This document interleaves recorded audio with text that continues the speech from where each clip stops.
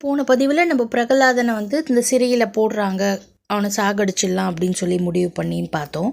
அப்போ என்ன பண்ணுறாங்களா, பிரகலாதன் சிறைச்சாலையில் இருக்கும்போது நிறையா ராட்சசர்கள் பெரிய பெரிய ஆயுதங்களோட பிரகலாதனை தாக்க வரும்போது பிரகலாதன் என்ன பண்ணுறான்னா, பயப்படாமல் நாராயணா நாராயணான்னு பேரை சொல்கிறான். நமக்கு தெரியும் பிரகலாதனோட கதையினோட முடிவில் பெருமாள் அவனை காப்பாற்றிடுவாங்க அப்படின்ட்டு நமக்கு தெரியும். ஆனால் அந்த கதை நடக்கும்போது அந்த குழந்தைக்கு தெரியாது நம்ம சேவ் பண்ணப்படுவோம், நம்ம காப்பாற்றப்படுவோம். ஆனால் அவன் பெருமாள் மேலே வச்சிருந்த நம்பிக்கை எப்படியா இருந்தது அப்படின்னா, நம்மளுடைய நம்பிக்கையை விட ஜாஸ்தியாக இருந்தது. அதனால் அவ்வளோ ஆயுதங்கள் தாக்க வரும்போதும் பிரகலாதன் பயப்படாமல் நாராயணான்னு சொன்னானா, அந்த ஆயுதங்களும் தோற்று போச்சான். அடுத்தது என்ன பண்ணுறானா இரணியன், சரி ஆயுதங்களால் தான் முடியலன்னு சொல்லி 100 விஷ பாம்புகளை என்ன பண்ணுறானா பிரகலாதனை குத்துறதுக்கு அனுப்புகிறானோ.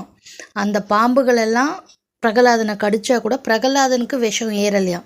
அதுக்கு பதிலாக அந்த பாம்புகளுக்கு விஷம் ஏறி அது தலையில் வச்சுன்னு இருக்கும்ல, அந்த நவரத்னம்லாம் தலைக்கு விஷம் ஏறி அந்த நவரத்னெல்லாம் கீழே கொட்டி போய் அந்த பாம்புகள் என்ன பண்ணிச்சான், பயந்து ஓடிடுச்சான். அடுத்தது 8 யானைகளை அனுப்புகிறானா, அதாவது 8 யானைகளை அனுப்புகிறானா இரணியன் பிரகலாதனை தாக்கிறதுக்கு. அப்போ அந்த யானையினோட தந்தங்கள்லாம் பிரகலாதனுக்கு குத்தும்போது அந்த யானை தந்தங்கள் எல்லாம் என்ன பண்ணுதான், பொடி பொடியாக நொறுங்கி போதான். அதுலேயும் என்ன பண்ணுறான், பிரகலாதனை பெருமாள் காப்பாற்றுறாரு இல்லையா. அடுத்ததாக இரணியன் என்ன பண்ணுறான்னா, அந்த நெருப்பு எல்லாமே தோற்று போயிட்டானா, நெருப்புனால ஒன்றும் நம்ம ஜெயிக்க முடியாதுன்னு நினச்சி நெருப்பை பெருசாக ஒரு அக்னி குண்டத்தை ஏற்படுத்தி என்ன பண்ணுறான்னா, பிரகலாதனை தூக்கி அது உள்ளே போட்டுருங்க அப்படின்னு சொல்கிறானா. அப்படி அந்த பிரகலாதனை அது உள்ளே போடும்போது பிரகலாதன் சொல்கிறானா அவங்க அப்பா கிட்ட, அப்பா நீ எனக்காக நெருப்பு குண்டத்தை ஏற்பாடு பண்ணினேன், ஆனால் அந்த நெருப்பு குண்டம் எனக்கு எப்படி இருக்குது தெரியுமா, மகாவிஷ்ணு மாதிரி இருக்குது, எனக்கு அந்த விஷ்ணு மாதிரி இருக்குது. இப்போ நீ என்னை அது இதில் தூக்கி போடும்போது எனக்கு எப்படி இருக்குன்னா, பெருமாளை நான் ஆற தழுவிக்கிற மாதிரி இருக்கும். எனக்கு அப்படிப்பட்ட சந்தோஷத்தை நீ என்ன பண்ணிட்ட, எனக்கு கொடுத்துட்ட அப்படின்னு சொல்கிறானா. இந்த நெருப்பாகப்பட்டது பிரகலாதனுக்கு எப்படி இருக்கான்னா, குழு குழு குழு குழுன்னு அவ்வளோ கூலிங்னஸாக அவனுக்கு கொடுக்குதான்.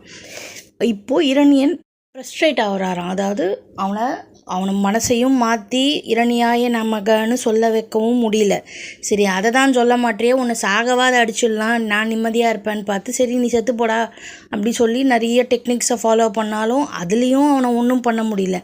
இப்போது இரணியனுக்கு என்ன தான் பண்ணுறதுன்னே புரியாமல் என்ன பண்ணுறாராம், அவரோட அசுர குலகுரு இருக்கார் இல்லையா, அவர்கிட்ட போய் சொல்லும்போது அவரோட அசுர குலகுருவுக்கு 2 பசங்க இருக்காங்களாம். சரின்னு சொல்லி அந்த அசுரகுல குரு என்ன பண்ணுறாராம், அந்த 2 பசங்களையும் இரணியன் கூட அமுச்சு வைக்கிறாராம். சரி இவங்களை ஏதாவது பண்ணணும் அப்படின்னு சொல்லி.